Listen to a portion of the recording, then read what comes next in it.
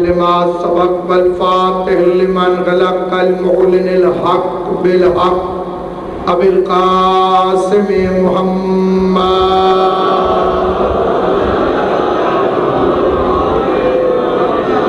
وأهل بيته الطيبين الطاهرين المعصومين المنتجبين المظلومين الذين أذهب الله عنهم الرجس وطهرهم تطهيرا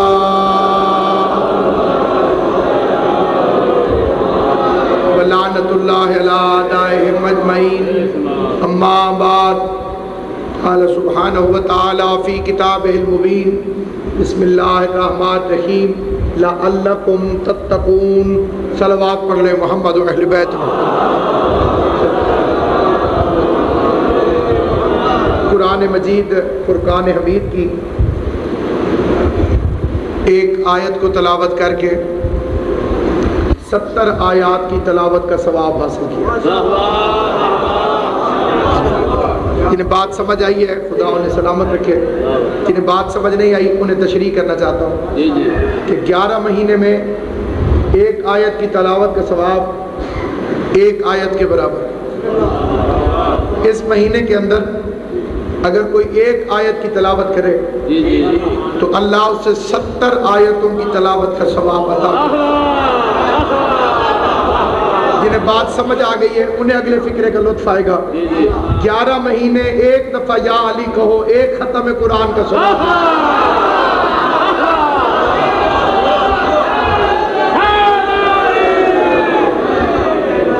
اس مہینے میں ایک مرتبہ یا علی کہو، 70 ختم قرآن کا ثواب. یعنی اس مہینے میں خداوند کریم نے پیکج کھولے ہوئے. اس کے 70 نام مذہب اہل بیت میں بیان ہوئے. معصوم نے فرمایا اس مہینے کا نام ہے شہر المغفرہ، مغفرت والا مہینہ.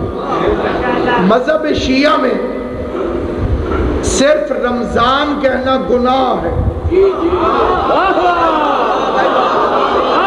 بات کو بڑی توجہ سنو. اگر کوئی کہے کہ رمضان آ گیا، رمضان چلا گیا، آج رمضان کا 21واں روزہ ہے، مذہب اہل بیت میں ایسا کہنا جرم ہے، اور جو ایک دفعہ یہ جرم کرے اسے اس کے کفارے کے طور پر ایک روزہ رکھنا پڑے. اگر کوئی بندہ یہ کہے کہ رمضان آ گیا، رمضان شروع ہو گیا، رمضان ختم ہو گیا، کیونکہ امام فرماتے رمضان تو خود اللہ کا نام ہے. سلامت. رمضان خود اللہ کا نام ہے. یہ رمضان نہیں، ماہ رمضان. یعنی اس کا مطلب ہے اللہ کا مہینہ، شعبان مصطفیٰ کا مہینہ، رمضان اللہ کا مہینہ. یہ مہینہ اللہ کا کیسے ہو گیا؟ شعبان مصطفیٰ کا کیسے ہو گیا؟ مصطفیٰ کا مہینہ تو ربیع الاول کو ہونا چاہیے تھا. یہ کیوں فرمایا کہ شعبان مصطفیٰ کا مہینہ ہے، رمضان اللہ کا مہینہ ہے؟ تو اہل ولا کے لیے یہ فکرہ آسان ہے. 3 شعبان کو بیٹا آیا، شعبان مصطفیٰ کا ہو گیا. 21 رمضان کو علی گیا، رمضان اللہ کا ہو گیا.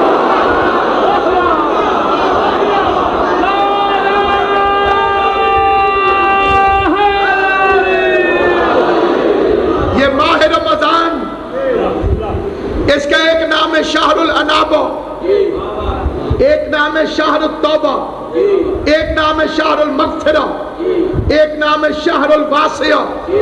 وسعت والا مہینہ، رحمت والا مہینہ، مغفرت والا مہینہ. بندے نے پوچھا مولا اللہ تو پورا سال بخشتا ہے، اللہ تو پورا سال رحمان الرحیم، اس مہینے کو رحمت والا مہینہ کیوں کہتے ہیں؟ فکرہ یاد رکھنا جہاں جہاں تک میری آواز جا رہی. اللہ پورا سال رحمان الرحیم ہے، اس مہینے کو رحمت والا مہینہ کیوں کہتے ہیں؟ فرمایا 11 مہینے بندہ رحمت کو تلاش کرتا ہے. سلامت رہو آباد و شاد. 11 مہینے بندہ رحمت کو تلاش کرتا ہے. اس مہینے رحمت بندے کو تلاش کرتی ہے. اس مہینے خود رحمت تلاش کرتی ہے کہ اگر کہیں کوئی بندہ ملے تو میں اس پر برس جاؤں. 2 بندوں کے لیے امام علی نقی علیہ السلام کا ارشاد گرامی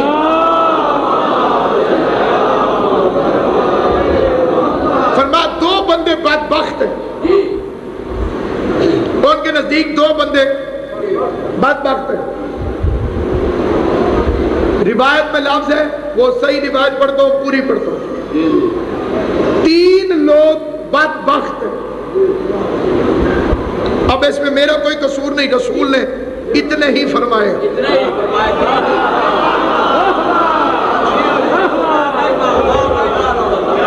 آقا فرماتے ہیں 3 لوگ بدبخت ہیں. پہلا کون؟ فرمایا جسے والدین نصیب ہوں اور ان کی خدمت کر کے جنت کا حقدار نہ بن سکے.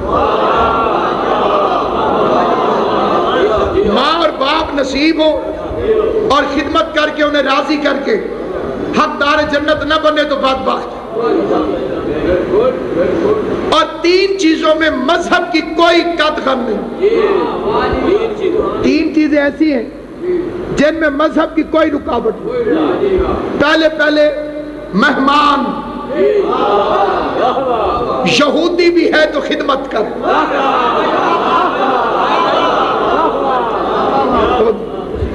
ایک کہنے بولے ضیف بلو کان یہودین اور نصرانین. مہمان کی عزت کرو چاہے یہودی ہو چاہے عیسائی. اس میں مذہب کی کوئی قید نہیں. بندہ یہ نہیں کہہ سکتا کہ یہ میرا مہمان جو ہے یہ تو اس کا مذہب مسلمان نہیں تو میں اس کی خدمت کیسے کروں. دوسری چیز قرض. یہودی کا بھی دینا ہے تو واپس کر. شہید کو ہر گناہ معاف ہے سوائے اخلاق اور قرض کے. شہید بھی اگر بد اخلاق ہوگا تو اسے بد اخلاقی کا حساب دینا پڑے گا. شہید نے بھی اگر کسی کا قرضہ دینا ہوگا تو وہ اسے واپس کرنا پڑے گا. اور تیسری چیز والدین مشرک بھی ہو تو خدمت کر.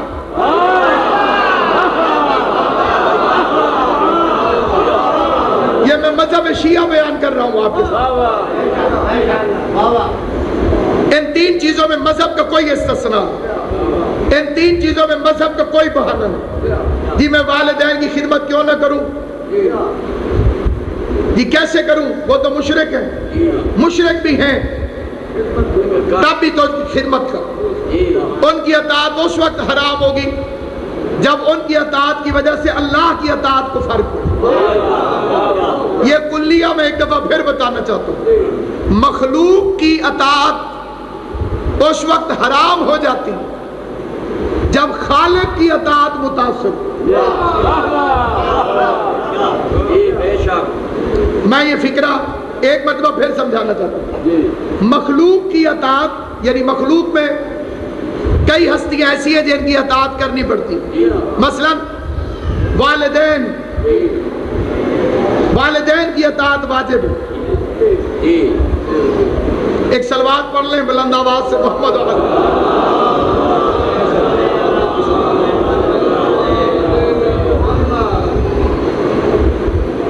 والدین کی اطاعت واجب ہے.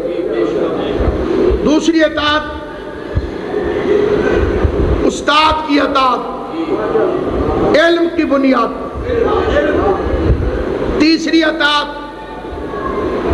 عالم کی علم کی بنیاد پر. والدین کی اطاعت علماء کے سامنے غرور کرنا اور اکڑنا جاہلوں کی علامت. ایک عالم مسئلہ بتا رہا ہے, بندہ اس سے زیادہ سمجھدار بننے کی کوشش کرے یا تو اپنا علم ثابت کرے, کیونکہ دین کے اندر قیاس نہیں چلتا, دین کے اندر زور نہیں چلتا, دین کے اندر جہالت کی گنجائش نہیں. عالم کی اطاعت کرو. والدین کی اطاعت کرو، استاد کی اطاعت کرو، لیکن یہ اطاعتیں اس وقت حرام ہو جاتی ہیں جب ان کی اطاعت کی وجہ سے اللہ کی اطاعت کو فرق پڑے۔ میں آسان فکرہ کہہ دوں، مولوی کی اطاعت کرو علم کی وجہ سے، توجہ ہے یا نہیں آپ کو؟ بیوی شوہر کی اطاعت پر اللہ کی طرف سے پابند کی گئی، لیکن شوہر کی اطاعت اس وقت تک کرے گی جب تک اللہ کی اطاعت کو فرق نہ پڑے۔ اللہ نے فرمایا پردہ کرو، شوہر حکم دے نہ کر، مومنہ ہے تو شوہر کا حکم چھوڑ دے گی، رحمان کی اطاعت کرے گی۔ اللہ نے کہا علی ولی اللہ پڑھ، کروڑ مولوی کہتا رہے نہ پڑھ، توجہ ہے یا نہیں؟ غور ہے یا نہیں آپ؟ بے خدا نے اس سے مراد صرف یہ جو جھگڑے کا بہانہ بناتے ہیں وہ تشہد کی طرف لے جاتے ہیں۔ میں نے تشہد کا نام لیا بھی نہیں، اور نہ میں آپ کو ان جھگڑوں میں مبتلا کرنا چاہتا ہوں جو ہمارے گھر میں آگ لگائے ہوئے۔ علی کی ولایت مطلق، تشہد تو تشہد جس کے بغیر روزہ قبول نہیں ہوتا۔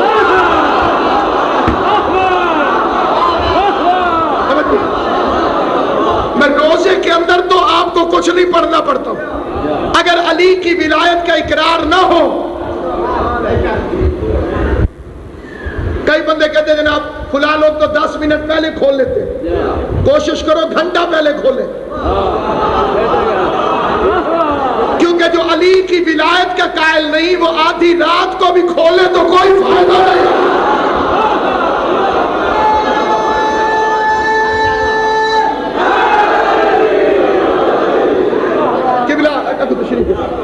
روزے کا تعلق وقت سے نہیں ہے، روزے کا تعلق وقت سے نہیں ہے، روزے کا تعلق علی کی ولایت سے۔ امام صادق نے فرمایا، کتاب کا نام ہے المواعظ، شیخ صدوق علیہ رحمہ، وہ فرماتے ہیں کہ نوح نبی نے کتے اور خنزیر کو بھی کشتی پر چڑھا لیا تھا۔ نوح نبی نے اپنی کشتی پر کتے اور خنزیر کو بھی چڑھا لیا تھا، لیکن حرام زادے کو نہیں چڑھنے دیا۔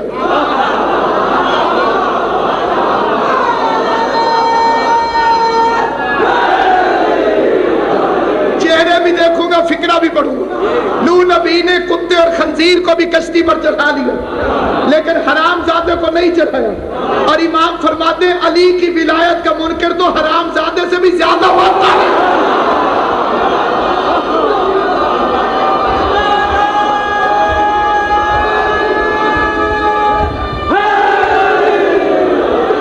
میں التماس کروں گا قبلہ کعبہ مخدوم نزاکت حسین شاہ صاحب سے کہ وہ آگے تشریف لے آئے مجلس سے، ایک مل کے سیدزادے کی آمد پہ صلوات پڑھ لیں محمد و آل محمد۔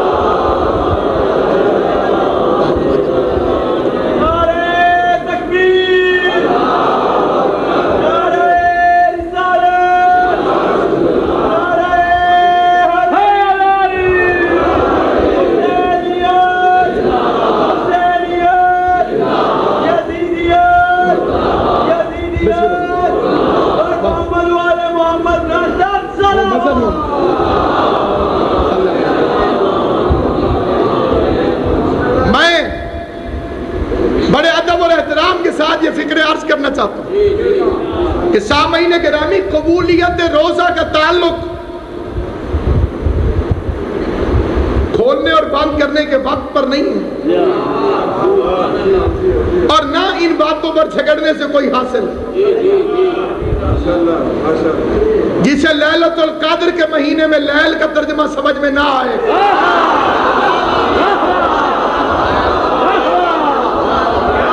اسے سمجھانے کا فائدہ کوئی نہیں، کیونکہ جس نے جس وقت میں کھولا، اس زمانے کے مسلمان کا کیا قصور ہے؟ اس نے اپنی مرضی سے تو اس وقت پہ نہیں کھولا، اس کے امام نے کہا کہ اس وقت پہ کھول. اور جو شیعوں سے لڑتے ہیں وہ بھی غلطی کرتے ہیں.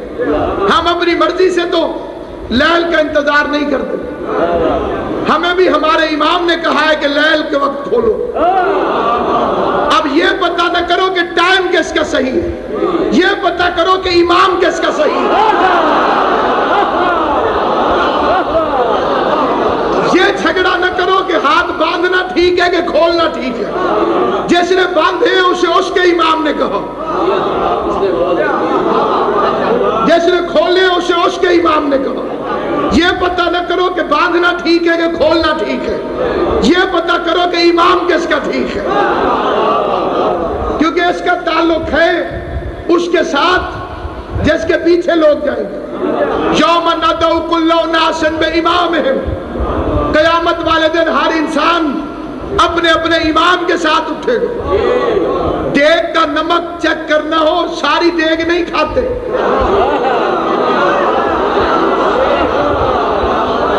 ایک دو چاول کھانے سے پتہ چل جاتا ہے کہ نمک کی مقدار کیا ہے.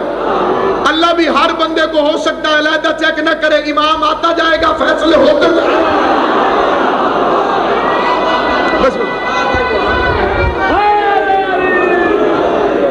امام آتا جائے گا, فیصلے ہوتے ہیں.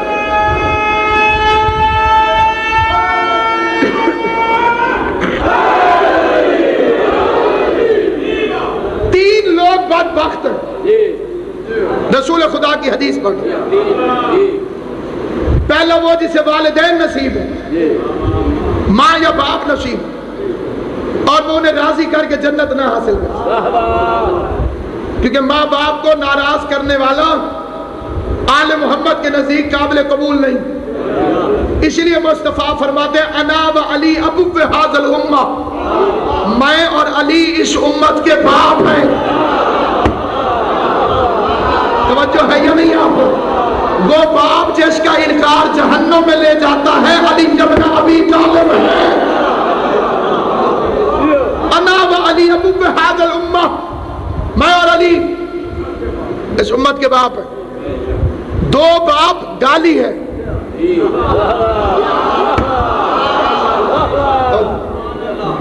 کوئی کہے میرے دو باپ ہیں, یہ گالی ہے. پیغمبر فرماتے ہیں میں اور علی اس امت کے دو باپ, میں اور علی, میں اور علی, میں اور علی. میں کہتا ہوں یا رسول اللہ ایک آپ بنتے, علی کو کیوں بنائے؟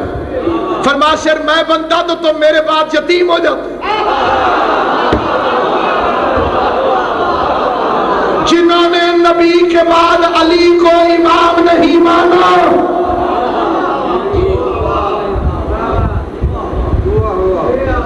جسے نہیں سمجھ آئی اسے سمجھانا ضروری بھی نہیں.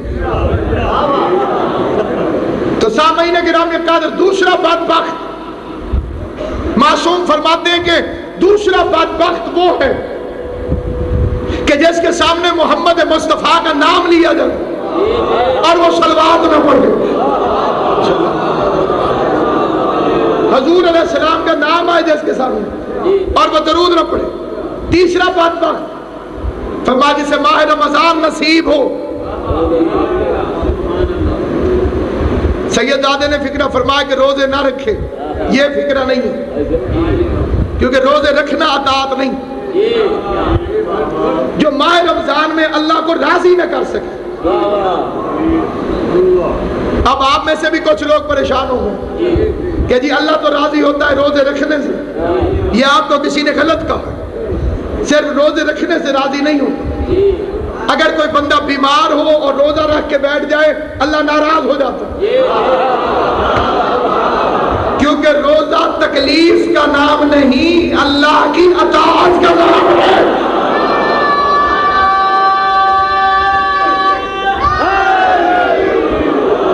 مرضا او علی سفر من ایام معدودات الاخر, قانون کسی مولوی کا نہیں, رحمان کا.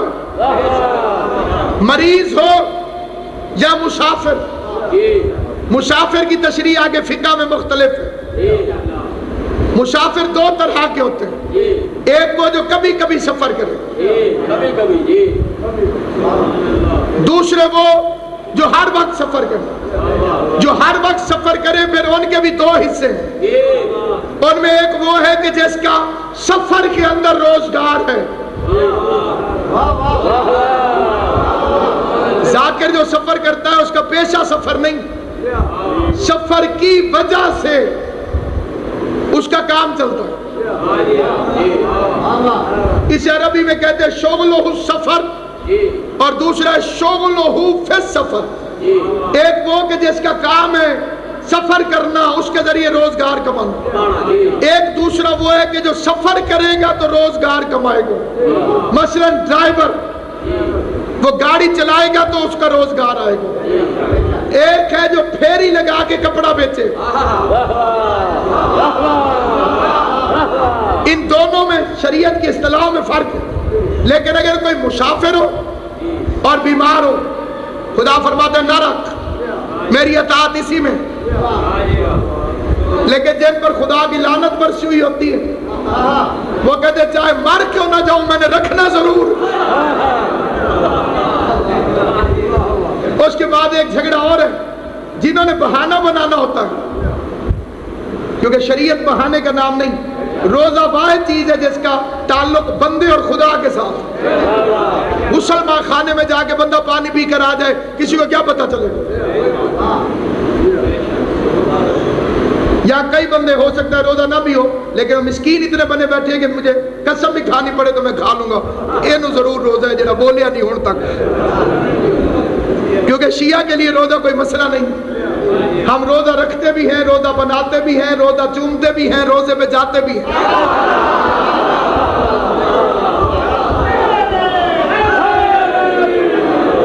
ہماری زندگی کی سب سے بڑی خواہش ہے حسین کا روزہ، کہ ہمیں روزہ مظلوم کی زیارت نصیب ہو۔ گفتگو طویل نہ ہو، بڑی توجہ چاہتے ہوئے فکر عرض کرنا چاہتا ہوں کہ سامعین گرامی قدر اس میں اختلاف ہے۔ مثلا ایک ٹیلی ویژن کا پروگرام تو اس میں کافی سارے مولوی صاحبان تشریف فرماتے ہیں۔ کسی نے سوال کیا کہ بندہ کتنا مریض ہو تو روزہ نہ رکھے، یہ کس طرح پتہ چلے گا کہ یہ اتنا مریض ہو گیا ہے کہ اب روزہ نہ رکھے؟ ویسے دیکھا جائے تو کون مریض نہیں؟ ہر بندہ ہی کہہ سکتا ہے کہ میں مریض ہوں۔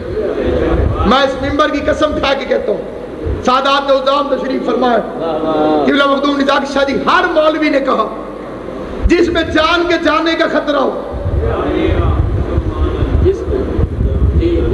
جس مرض میں جان جانے کا خطرہ ہو اس میں روزہ نہ رکھے۔ میں نے کہا اس بیماری کا نام بتائیں جس میں جان جانے کا خطرہ نہ ہو۔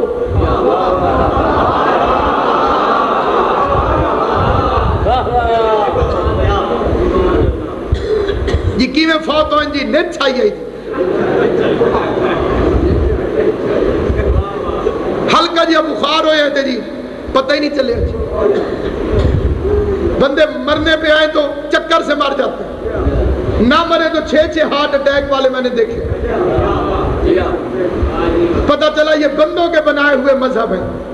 آؤ میں تمہیں اس مذہب کا قانون بتاؤں جو خالق نے نازل کیا، مصطفیٰ نے بیان کیا، 12 علیوں نے جسے نافذ کیا۔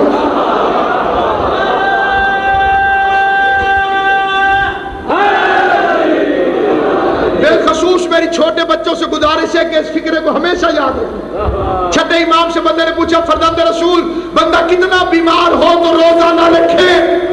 امام نے فرمایا اپنے ضمیر سے پوچھے۔ سلامت رہو آباد، آل محمد آپ کو سلامت رہے۔ میرے امام نے جو فیصلہ فرمایا، کائنات کا کوئی ڈاکٹر، کائنات کا کوئی ڈاکٹر، کائنات کا کوئی پڑھا لکھا انسان میرے مولا کے فرمان کو چیلنج نہیں کر سکتا۔ امام نے فرمایا ڈاکٹر سے نہ پوچھ کہ میں روزہ رکھ سکتا ہوں کہ نہیں، حکیم سے نہ پوچھ میں روزہ رکھ سکتا ہوں کہ نہیں، معاشرے سے نہ پوچھ میں روزہ رکھ سکتا ہوں کہ نہیں۔ امام نے فرمایا اپنے ضمیر کی عدالت میں فیصلہ کر، کیونکہ روزہ بندوں کا نہیں، بندے اور اللہ کا معاملہ ہے۔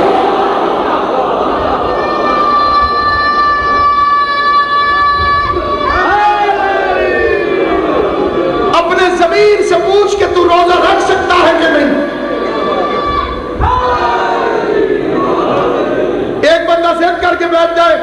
میں ہر حالت میں رکھوں گا۔ اللہ نے کب کہا ہے؟ کہ صبح کی نماز کتنی رکعت ہے؟ 2 رکعت۔ اور میرا موڈ اچھا ہو میں 4 رکعت پڑھ جاؤں۔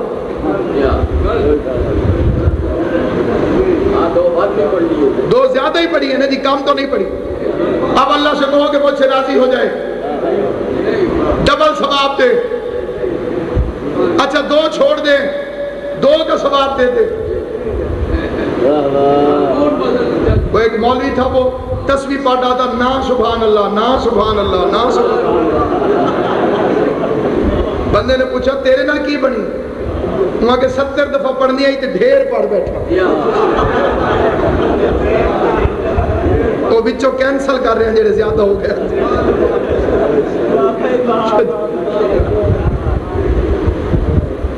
اطاعت پروردگار کا نام ہے عبادت۔ مغرب کی نماز کتنی رکعت ہے؟ میں جلدی میں 2 پڑھ کے نکل جاؤں۔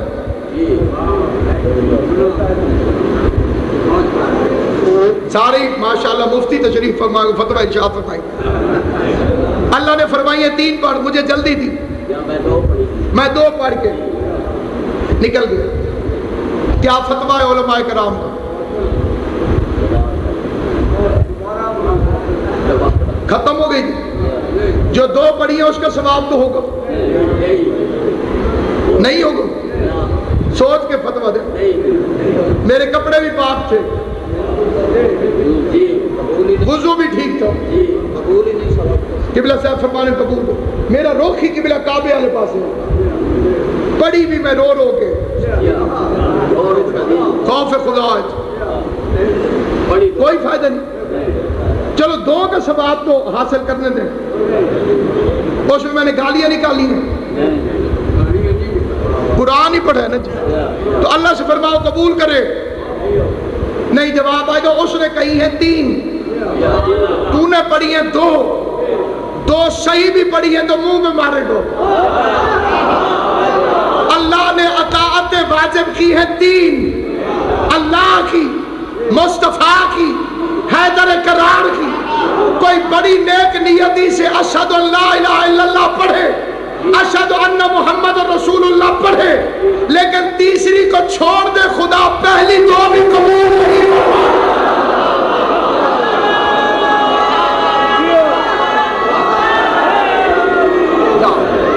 اب 1-2 بندے چپ ہو گئے، حالانکہ قانون وہی ہے جو ابھی آپ نے فتویٰ فرمایا ہے۔ جس طرح مغرب کی 3 واجب ہیں، 2 پڑھنے سے 2 بھی ضائع ہو جاتی ہیں۔ اسی لیے امام زین العابدین نے فرمایا کہ دنیا میں سب سے افضل ترین جگہ ہے کعبے کے سامنے مقام ابراہیم کے درمیان کی جگہ۔ اگر کوئی بندہ ساری زندگی اس مقام پر بیٹھ کر عبادت کرتا رہے،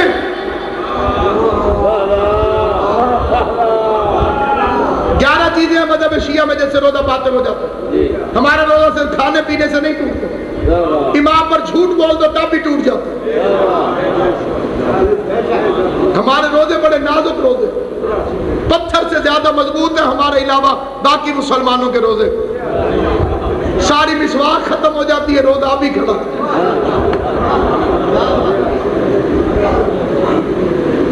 ساری زندگی امام نے فرمایا کوئی بندہ مقام ابراہیم کے پاس بیٹھ کر روزے رکھے،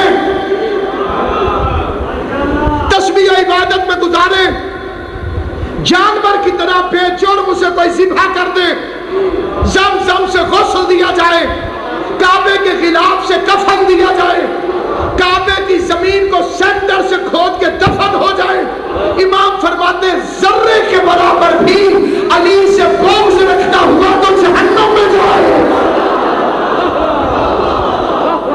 اگر ایک ذرے کے برابر امیر المومنین سے بغض رکھتا ہوں تو جہنم میں جائے۔ عبادت قبول اس وقت ہوتی ہے جب علی کی ولایت کا اقرار ہو، اور جب علی کی ولایت آ جائے تو انسان باشعور انسان بن جاتا ہے۔ اور پھر اس کے اندر آخری بات عرض کرنے لگا ہوں اور بڑی توجہ چاہتے ہوئے عرض کرنے لگا،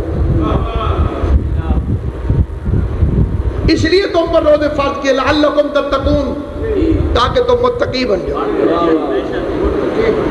بھوک بھی سمجھا دی، پیاس بھی سمجھا۔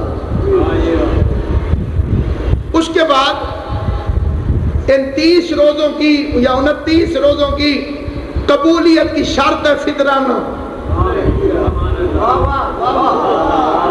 پہلے صرف مولوی لیتے تھے، اب سیاسی جماعتیں بھی لیتی ہیں، کچھ عرصے تک واپڈا والے لیں گے۔ فطرانہ، اس کا نام لاکھ مولوی رکھے سیویوں والی عید، اللہ نے اس کا نام رکھا فطر والی عید، عید الفطر۔ اس کی قبولیت کا دار و مدار ہے فطرانہ، جو تقریباً 70 یا 75 روپے ہوگا۔ واجب ہوگا چاند نظر آنے کے بعد،